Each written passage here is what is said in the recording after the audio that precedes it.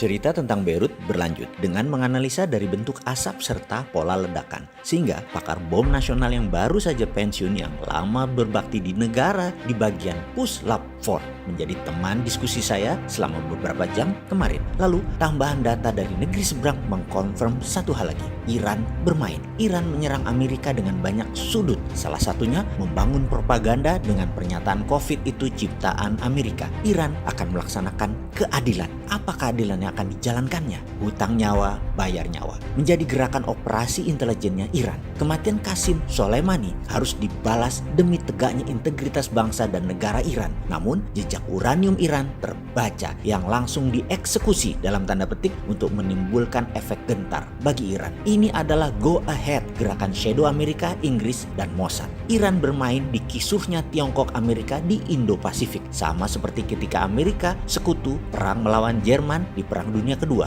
Tahu-tahu Jepang ambil kesempatan di Timur Raya menyerang dan mencaplok Asia Timur Raya. Jepang memanfaatkan kisruhnya Eropa. Iran kali ini juga sama. Dendam Qasim dan rusaknya dunia Timur Tengah oleh Amerika masih meninggalkan bara. Iran memutar melalui Eropa dan pasti akan masuk ke Amerika dari sisi lain, menyerang daratan Amerika, memanfaatkan euforia Pilpres Amerika. Ini menambah seru peta Perang Dunia Ketiga kali ini. Hal yang terjadi di Beirut merupakan wake up call bagi Amerika akan musuh lamanya. Timur Tengah belum bisa melupakan apa yang Amerika perbuat atas mereka, yaitu kerusakan di banyak negara di Timur Tengah. Amerika menghadapi front baru di Timur Tengah. Iran serius ambil posisi walaupun mereka pasti akan menyangkal adanya uranium di Beirut. Namun pastinya mereka siap atas apa yang mereka harus tanggung. Apa yang Trump lakukan? Perang pemilihan presiden, front Timur Tengah, front Indo-Pasifik. 8 shadow man dari tim Reagan sudah 2 kali minggu kemarin dipanggil lagi ke Gedung Putih, dan Roger W. Robinson masih memimpin beserta petinggi NSC dan Pentagon. Rapat serius di Gedung Putih. Apapun yang mereka bicarakan detailnya kita tidak tahu, tetapi pastinya untuk American interest. Kita hanya lihat apa tindakan Amerika setelahnya. Yang saya suka kaget-kaget dengan langkah Trump setelahnya adalah kuatnya data intelijen dan kuatnya knowledge orang-orang di lingkar Gedung Putih. Mereka selalu punya strategi perang dengan siapapun lawan negara Amerika. Pasti dihajar semua, termasuk urusan TikTok, sosial media milik pengusaha Tiongkok yang menarget generasi Z yang menjadi trending dunia karena memiliki 1 miliar user aktif yang divaluasi nilainya 750 triliun rupiah atau sepertiga APBN Indonesia. Saat ini Trump menuduhnya sebagai alat mata-mata Tiongkok. Terlihat parnoan itu yang namanya Trump. Namun kalau sahabat semua seorang yang dididik nasionalis, maka apapun yang bersifat globalis adalah nation threat sebelum dikendalikan oleh mereka. Gedung Putih memanggil globalis di bawah saran shadow man. Globalis akan dikendalikan dengan dikasih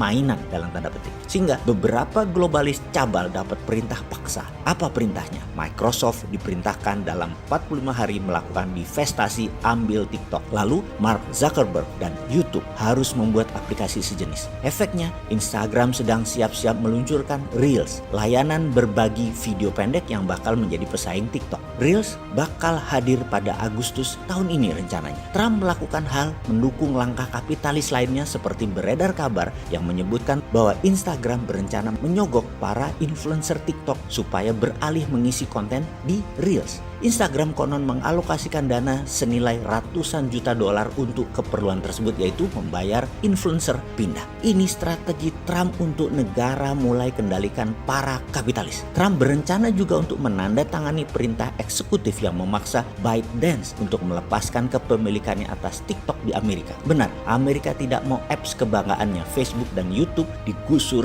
apps Tiongkok. Tuduhan bahwa aplikasi video pendek asal Tiongkok itu memata-matai pengguna merujuk pada temuan Apple. Produsen ponsel pintar smartphone Apple menemukan 50 aplikasi yang mengintip papan clips pengguna ketika meluncurkan sistem operasional iOS 14 pada akhir Juni lalu. Salah satu aplikasi yang ketahuan mengintip yaitu TikTok. Namun pengembang TikTok ByteDance berdalih bahwa itu dilakukan untuk mencegah spam. Menteri Luar Negeri Amerika Mike Pompeo mengatakan bahwa pemerintah Amerika mempertimbangkan untuk memblokir aplikasi media sosial asal Tiongkok, termasuk TikTok. India sudah lebih dulu menerapkan kebijakan ini. Namun, penasihat ekonomi Gedung Putih, Larry Kudlow, punya pandangan lain. TikTok lebih baik keluar dari negeri panda karena pasar terbesar TikTok di luar Tiongkok. Langkah TikTok untuk meninggalkan Beijing, ByteDance Technology Company, akan menjadi opsi yang lebih baik ketimbang diblokir, sehingga peluang divestasi menjadi terbuka. Itu strategi negara kompak dengan pengusaha. Ini yang saya katakan, saya sering terheran-heran dengan langkah Trump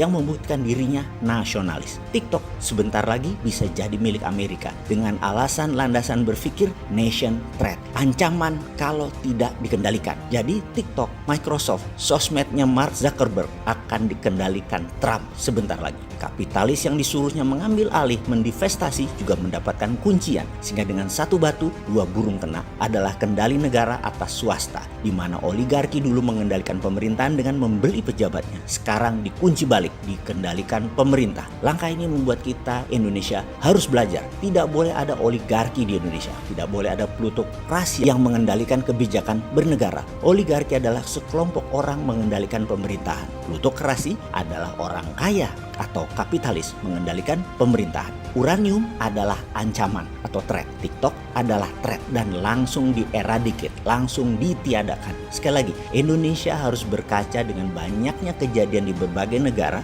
kemudian ambil pelajarannya. Tiru yang baik, ubah yang jelek. Kalau perlu masukan lagi, ya jangan malu-malu. Undang jagongan si Sontoloyo ini. Gak neko-neko kok orangnya.